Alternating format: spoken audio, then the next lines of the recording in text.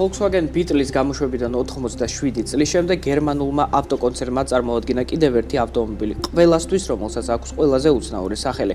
მას ჰქვია ID Everyone, რაც ნიშნავს სწორედ იმას, რომ ის არის ავტომობილი ყველასთვის, რადგან სიტყვა Everyone ინგლისურად სწორედ ამას ნიშნავს. პრეფიქსი ID მიგვანიშნებს, რომ ეს არის Volkswagen-ის ელექტრომობილების სერიის ერთ-ერთი წარმომადგენელი, ხოლო ერთიანი ნიშნავს ის, რომ ის არის ID სერიაში ყველაზე მცირე ზომის ავტომობილი, სწორედ პირველი სერიის ან პირველი კლასის ავტომობილი, რომელიც ზომითაც და პარამეტრებითაც ყველა სხვა ავტომობილს, მათ შორის ID4-ს, ID3-ს, ID2-ს მნიშვნელოვნად ჩამორჩება.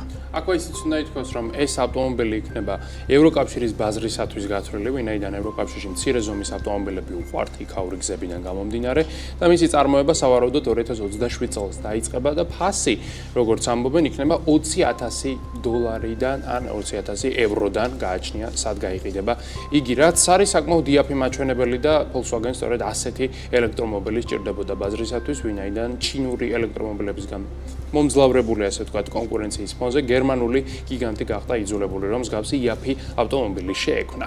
საინტერესოა ის, რომ ID Everyone იქნება დაფუძნებული ID-ს ბაზაზე, რომელსაც იყენებს მაგალითად ID4 ან ID ბაზი, თუმცა მისი მოცულობა არის შედარებით მოკლე, ვინაიდან თავად ავტომობილი არის უფრო მცირე ზომის, მაგრამ ის გაიზიარებს სხვადასხვა ნაწილებს Volkswagen-ის სხვა მოდელებთან, Škoda-ის სხვა მოდელებთან, Seat-ის და მათ შორის Cupra-ის სხვა მოდელებთანაც.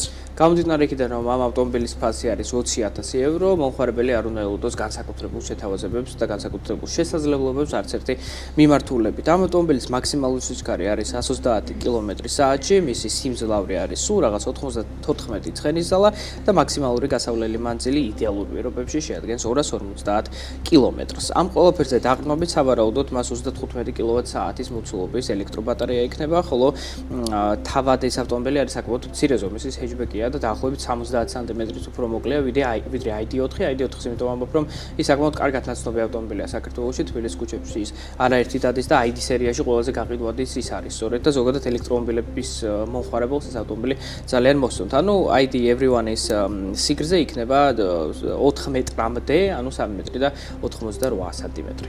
აქვე ისიც უნდა ითქვას, რომ ეს ავტომობილი გამოირჩევა მინიმალისტური ფუტურისტული დიზაინით, რომელიც არის საწარმოოდ მარტივი, შედარებით იაფი, მარტივად რომ ვთქვათ, თუმცა ამავდროულად ელეგანტურიც, რადგანაც მინიმალიზმი, როგორც წესი, ადამიანებს დიდად არ ბეზრდებათ მაქსიმალიზმისგან განსხვავებით. მინიმალიზმი არის როგორც ავტომობილის ექსტერიერთან მიმართებით, ასევე ინტერიერშიც, რომელიც არის ძალიან მარტივად გაკეთებული, სადაც არის მდგრადი საწარმოო მატერიალები, არის ღილაკების მინიმალური რაოდენობა და არის როგორც Volkswagen-ის თანამედროვე ავტომობილებისათვის უკვე ეს ტრადიციულია, ერთი დიდი ცენტრალური მონიტორი, რომელშიც არის მთლიანად ელექტრომობილის სამართავი სისტემა, რაც ალბათ არავის არ უყვარს, რადგანაც თითქმის ყველა ელექტრომობილი მიყვება სწორედ ამ ფორმულას. ამ ავტომობილის გამოჩენას აქვს ძალიან მარტივი ახსნა, რაც შენ გაგვით ახსენე, ეს უკავშირდება ჩინეთს და ჩინეთიდან მომავალ საფრთხეებს. პირველ რიგში აქ უნდა მოხსენოთ BYD, რომელიც $20,000-იან BYD სიგალს აწარმოებს, რომელიც ზუსტად იგივე კატეგორიის და კლასის მანქანაა და რომელიც ძალიან დიდი რაოდენობით იყიდება როგორც